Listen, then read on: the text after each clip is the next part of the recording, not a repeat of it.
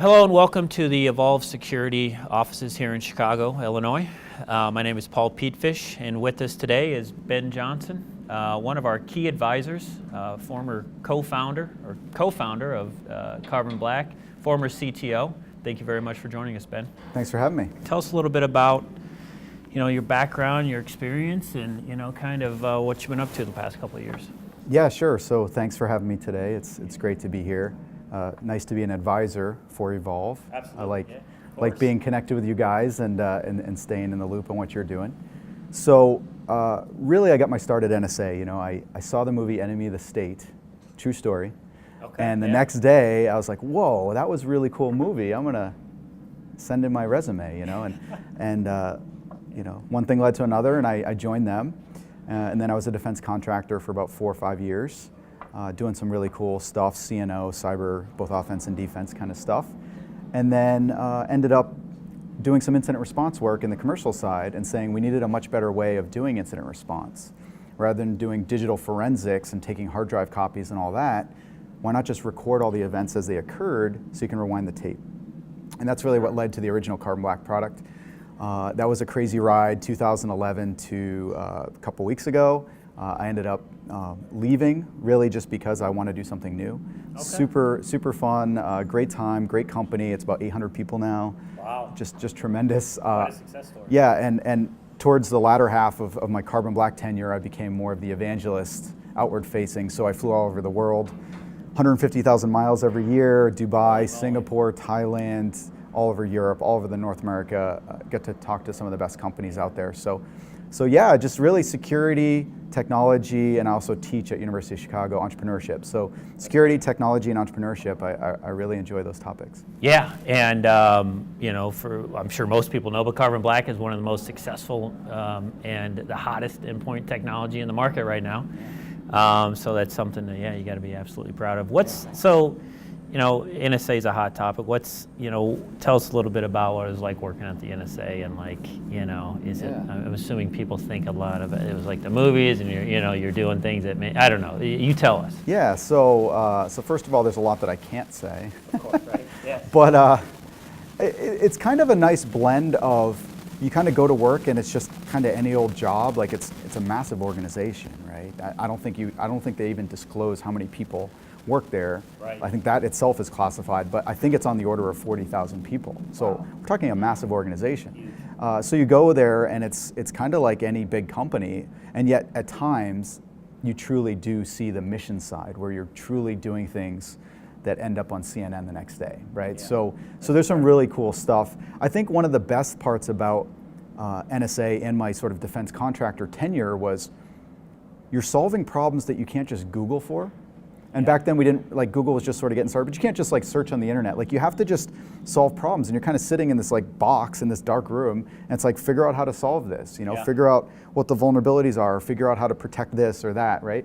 And so it really forces you to grow, and some just tremendous people came out of those teams because you just have to work and you have to use all that creative energy and innovation. A lot of true zero-day research, I'm assuming, right? Yeah, and you can't just reuse all this code. You have to figure it out yourself. So yeah, it was awesome. I truly recommend people give it a look if they're considering working in security in some way or another, because there's just a lot you can do there that you can't do anywhere else.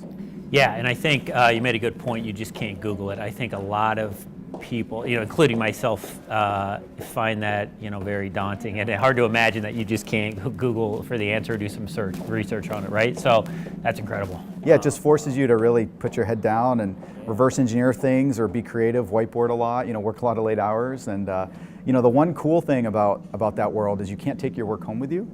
Right. So that's true. Once you might work a lot, but once you get home, you're home, and I think all of us, kind of work all the time now because we are never really away from work. So we have Slack and email and Messenger. Which is good and bad, right? Yeah. Maybe a topic for another day, but cool. So let's talk a little bit about, dive a little bit more into what you're up to now, right? So you officially left Carbon Black maybe a week or two ago. Yep.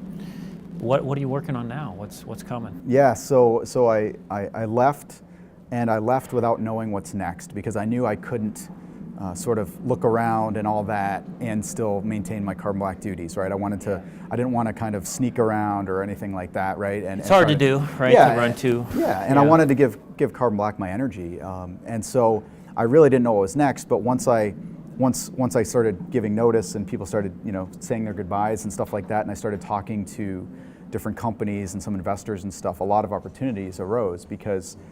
First of all, there's a lot of opportunities in cyber, as you guys preach. Yep, and we'll talk a little bit about that. Secondly, with my role being such a evangelist, outward-facing, networking type of role, I have a lot of contacts. And you've met a lot of people in the past couple of years. Yeah, and so lots an understatement. I think it's like 8,000 LinkedIn connections or something.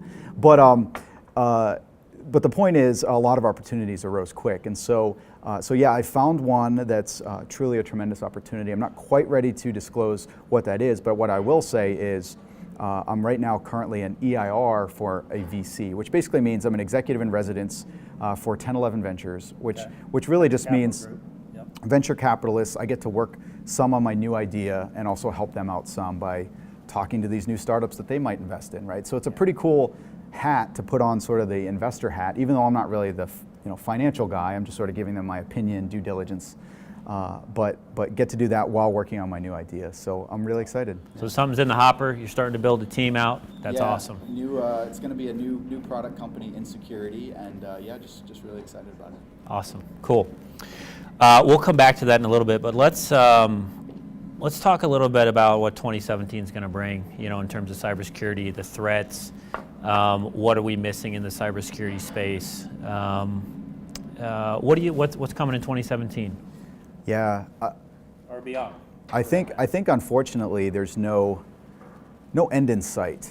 Right. Because you can't really solve the problem. You can make it harder, but the criminals and our adversaries are just having too much success. They're making billions, literally with a B, billions of dollars off of ransomware and other attacks. Yeah, these are well-run criminal organizations, right? Yeah, and nation states are leveling the playing field with the U.S. They can't build our fighter jets, but they can build our code, right? Similar. So it's a level playing field now. So unfortunately, you're going to keep seeing that. I think on the positive side, people are waking up more.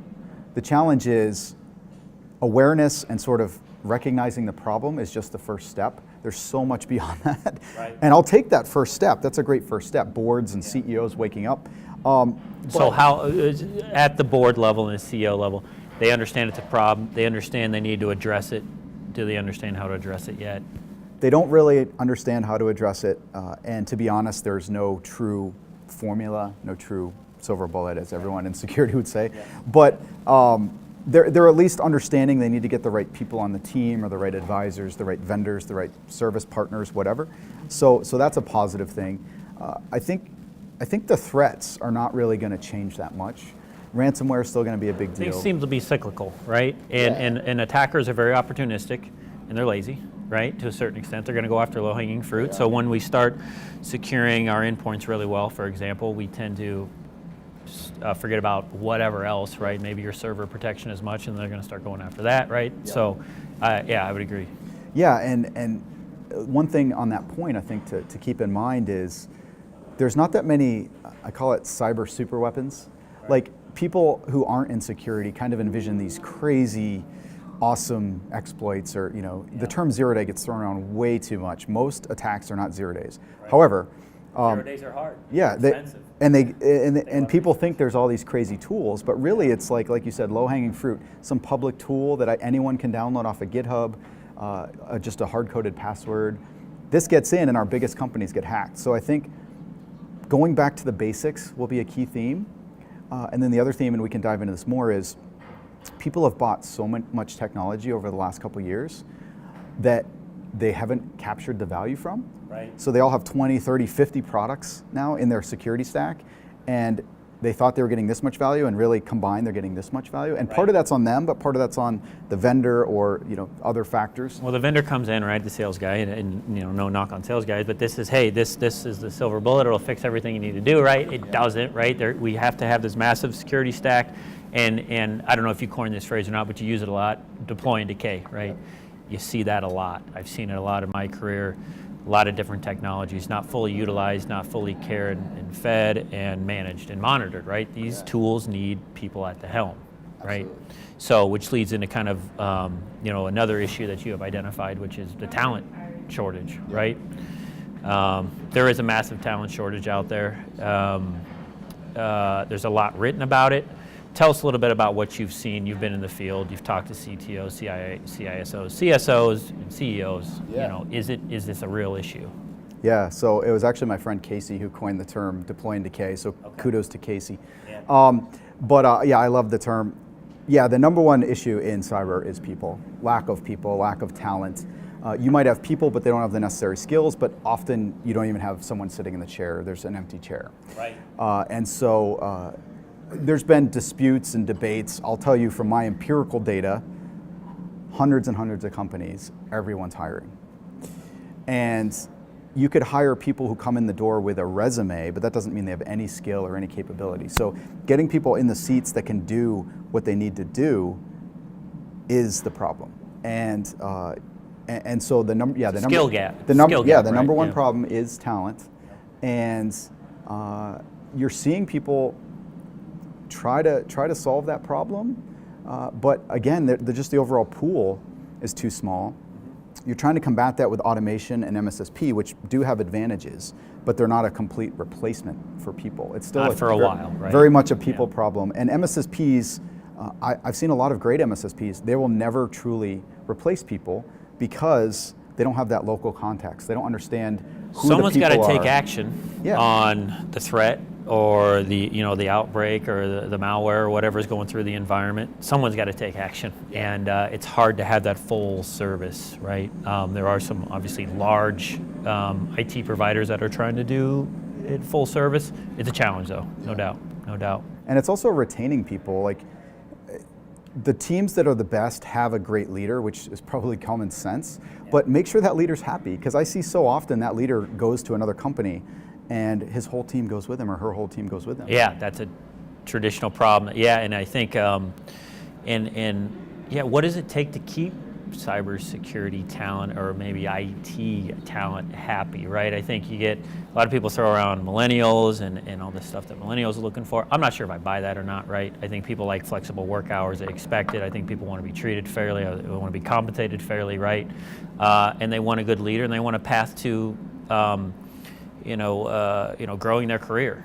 I don't know if there's anything else that that these people are wanting, but yeah, that's hard to deliver on. Yeah, I mean, I think you have to take some of the compensation and things like that sort of out of the equation, meaning you have to pay people enough and offer enough perks that, okay, they're happy from like a compensation perspective. Sure. But that's not what's going to keep them. Yep. So then to keep them, you really have to make sure they're shielded from all the crap that the big companies and even small companies have to deal with. Right. Like often the security team are pretty or very passionate and very technical, and they just want to do fun stuff. They'll work their asses off. They'll work hardcore, but they need to be kind of shielded. But at the same time, they want to understand the business. They don't just want to be, not everybody, but they don't just want to be like in a hole looking at binaries. They want to see the grandiose picture, right? And they Yeah. want to see what they're working toward in the vision.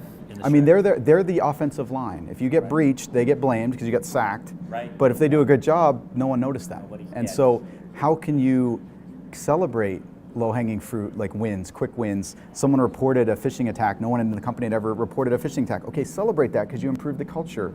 You caught this other thing. You found this vulnerability or this risk that wasn't exploited or wasn't compromised, but you found it before it was. Like celebrate those kinds of things. That's great, and so that almost kind of leads into like internal bug bounty programs, right? Exactly. I think those are great. I don't know how often you see that. How often do you see those implemented? We have one. We use it internally. I think they're great. Why not use your internal team as to help your security team, right? It just makes sense. I mean, it is that challenge of you already are understaffed, Yep. and you're adding something new on it. I think usually the bug bounties are more external to get leverage, but it does create like a perk, and you can even say it's hunting. Like go hunt, go find the bad guys in our environment. And I think it's instilling the culture of, hey, if you find something, report it. And don't try to hide it. And we'll actually, if you find something, we'll give you a bonus or compensate you for that, right, of reporting that. Now, we're not saying spend all your time looking for our bugs, but let's have a culture of that's good to find it. It's not about throwing someone under the bus if it's someone's fault who exposed a vulnerability or whatever. So, I think that's a great way to achieve it, bring your security to the next level. So tell us a little bit about what else is going on, in 2017. Maybe a little bit more on the tactical side. What do you see coming? Any new technologies? Anything that we're missing from a technology perspective? There are a lot of technologies out in the marketplace, right? Yeah. And I, as much as there's good technologies, there's bad technology, right? RSA is coming up. Are you going to be out at RSA? I'm actually not, because I'm going to be building, right? You're going to be building. Trying You're to going to be avoid doing the fun stuff. crowds. Yes, that's a good call. Actually, I want to be out at RSA. Simply for the fact it's a good place to kind of bring. Oh, it's a great place for security networking. People. It's bring probably security number people one together. for networking. Yeah, it is huge. But when you walk out onto the floor, right, the expo floor, it is overwhelming with stuff, right? So, given that, what are we kind of missing? What, from a technology perspective, again, we understand there's a lot of good tech, but there's got to, we're going to continuously evolve our tech. What needs to be done from a technical perspective? On the expo floor comment real quick, last year the sort of takeaway was you don't know who's endpoint security and you don't know who's network security because everyone's saying the same thing. Oh yeah, right. So it's whatever just really buzzwords hard. are hot, right? We're gonna throw it into The market. last few years, everyone's bought a lot of stuff. And everyone's also invested from a VC perspective in a lot of stuff. So you're going to start to see, sort of have to come to fruition. Like people have to actually say, you know what, we actually are sustainable as a startup that's in the security vendor space, right? So you're going to start to see a lot of consolidation, people that just kind of don't make it or get gobbled up by the bigger players. You're seeing that consolidation of capabilities. So like even in endpoint security, you had people who are very focused on prevention, others very focused on response, maybe detection sort of in the middle. You're going to see pretty much every endpoint player have to do prevention, detection, response, remediation. Just an example, but you're seeing that where you're getting more functionality from a single piece of your stack. I don't think you're going to see a lot of new stuff. I mean, deception's sort of the hot thing right now. Talk a little bit about that. It's kind of like what originally was sort of like the HoneyNet project or HoneyNets and things like that. But you're starting to see more enterprise scale on deception where you're purposely adding these fake devices, servers. Honeypots are back. I mean, They're back. Going back to the cyclical comment, honeypots were kind of a big thing when I started my career in security, and that was 15 years ago, right? And now we thought they were kind of a silly thing, right? But now that's back. Let's try to keep them busy. It's another one. It's another way for really. detection, right? It's so hard to do detection still, and if you can set up machines that should never ever be accessed, and all of a sudden someone accesses them, it at least is a better signal to noise ratio. Yeah. The challenge is there's a flood of new companies doing the same thing or similar things, right? No offense to the companies, and some I really like, but it's kind of overwhelming already, and it's just the beginning for that. Right. I think beyond that, though, there's not a whole lot of new emerging areas that kind of the average security person's going to worry about. There are more kind of cloud security approaches. There's data center security. There's things like Docker that's getting more security added to it. So containerization. So you're starting to see that. You're not seeing as much on the traditional kind of network side or network monitoring. You are seeing some innovation there, but it's not nearly the amount of energy as kind of cloud or data center, or maybe endpoint still, but endpoint's more now a fight versus brand new stuff. It's more like who can consolidate and. Yeah, we're just getting into this is the next generation of endpoint, right? And traditional antivirus is kind of fading away. Yep. Now it's the new endpoint protection that you guys help invent, right? Yep. So that's great. We talked about passwords earlier. Passwords are still a huge issue. NIST just released some new password guidance. I'm not sure if you saw that or not. Didn't see but it, essentially saying longer passphrases, complexity is not as important. And we know mathematically, right, longer is exponentially more secure than short complex, right? Yep. Short and complex actually almost impossible to remember too, right? Yeah. So I don't know if you had any comments or thoughts on, Yeah, we actually management or. Yeah. When I was at Carbon Black, we would probably once a year run the same exact blog that was saying that, and it was always one of the most popular blogs, which is just take, and I think the current kind of industry guidance is just take 4 random words that kind of like make a sentence in your head and sort of concatenate those together or whatever. But yeah, it's sort of length, not complexity. And so yeah, that's great guidance. I think that's lost on everyone. I always get frustrated when I go to a site where the max is like 10 characters or something. That's another issue. Don't have a maximum, right? Or have an insanely high maximum. And then the other was actually password changing is not as effective as people think, because if you get someone's old password, there's really good algorithms out there that will just predict, right? Okay, when you change your password, or maybe me and you are the only people that don't do this, of course, but when everybody else changes their password, they tick it up by a new number, or capitalize a different number, or do something that is very predictable and very easy to brute force, right? So I thought that was interesting. Well, you mentioned password manager, so I agree on that. But you mentioned password managers. I think what people don't realize, maybe they do now because a lot of us are talking about it, but let's say your Gmail gets hacked. It's not necessarily that they tried billions of combinations for your password. It's that your Gmail account used the same password that you used at some online yoga studio where you want to buy classes, right, or something that has no protection. And so that gets hacked, or something like MySpace or something that's older that has hundreds of millions of accounts, and then they just try those credentials on Gmail, on your bank, on your other sites, and they get in. And so password reuse is truly a big problem. And if we could avoid even just that in 2017, that would be a huge win. Huge, yeah. And so the best way to do that, at least we've had a lot of success in using password managers, right? And just having a master password, and as it's just an extra step, but it's very impactful step of having to go and unlock your password manager and use. There's even good free ones or cheap apps or whatever, but yeah, use a password manager, absolutely. Awesome. Okay. Anything else you want to talk about in terms of what you're working on, the technology that we're missing, or anything else that you're seeing in 2017 that we haven't talked about, or beyond again? I mean, I think I could sit here all day talking, because it really gets exciting. I like good conversation in security. I think what you're going to continue to see is there's only so many ways you can deploy defenses, and there's only so many types of technology that can be invented. Yeah, you see little things like even in endpoint space, you saw people like us, where we tried to do more of the protect, detect, respond, recover, and that's not to say we did it the best theoretically, right? There's always theoretical. You're always reaching for something better, but we had a good solution. And then you see people who do something really well, but it's very kind of niche. Yeah. And so you do see some of that innovation, and then they get gobbled up or incorporated into the bigger vendors. Yep. So you'll still see that, but overall, I think what you're going to start seeing is more disruption of the existing types of tools through new approaches. So a lot of these tools were designed to handle firewall logs, or they were designed to work in a world that had lots of perimeters, Yep. or didn't have Amazon and cloud and all that. So Yeah, I think you're going to see similar approaches, similar categories of products, but they're going to be doing it a much different way.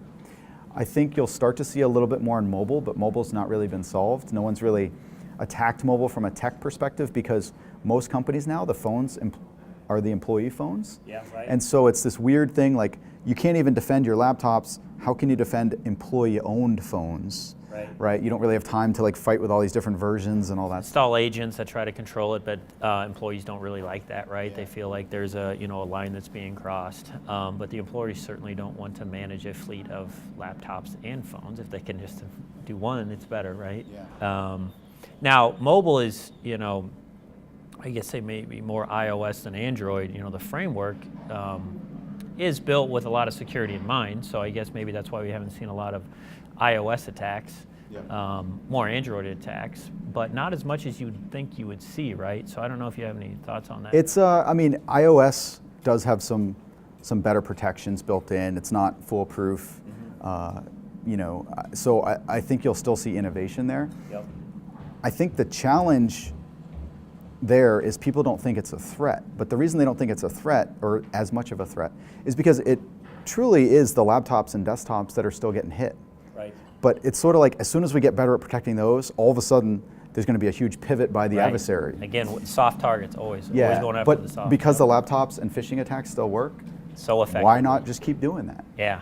So I think the one other area that's related is IoT, and we could sit here for 4 hours talking about IoT, but IoT innovation around security is still a big topic. You saw the big botnets take down, DYN or Dyn or whatever, and Twitter and Facebook and Netflix and all that stuff. So you're still going to see a lot of innovation and there's a lot of government policy, how can we sort of have like an FDA or something of IoT devices? Like they have to be passing some standard That's to, an interesting you know, thought. Yeah. from a security perspective. So you're going to see a lot of debates there too, but those things are just flooding everywhere. Like Right. if you can't defend your laptops, how can you defend the camera that's like sitting up there, right? Yeah, Your that never thermostat. gets So- updates, never gets patches, it's not managed in any way. Yeah, it's a scary thought for sure. The other, the last thing I'll say, which is not related to that, is the teams. So I've talked to, I estimate 600 companies, right? Like a lot, like Yeah. Fortune 5 all the way down to tiny companies. So all over the world. But I bring that up because if you sort of take all that empirical data, the teams that are doing it the best approach security as an engineering problem and approach it with an engineering mindset, whereas the companies that aren't as strong, we'll say, they're looking at it more like analysts.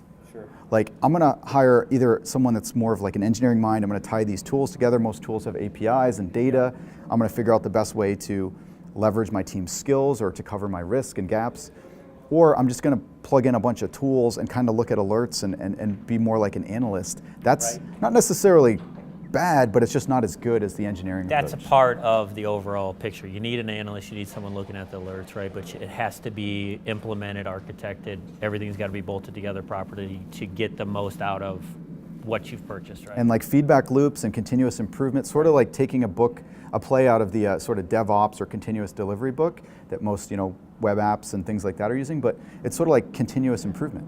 Yeah. And a lot of companies bought a bunch of tools, they put in their job requirements, you have to know this tool, and this tool. It's like, you really want someone that's kind of that soldier that can grab the backpack and go to battle, or they can sit in the back and help you from there. Like, We know that all too well. So that's how we try to train folks in the academy, at Evolve Security Academy, right? We really try to outfit them or give them the skills to solve problems, to be able to jump on whatever tool. Technology changes all the time, right? So if you're specifically trained on one tool, one stack, 2 or 3 years from now, it's going to change probably, or even the tool is going to significantly change. If not, a new vendor will come in, right? So I agree with you there. You need someone who understands problem solving, who can bang their head against the wall, who's more of an engineering mindset, certainly. Well, cool. Ben Johnson, thank you very much for joining us. Looking forward to the next time. awesome, thanks. You bet.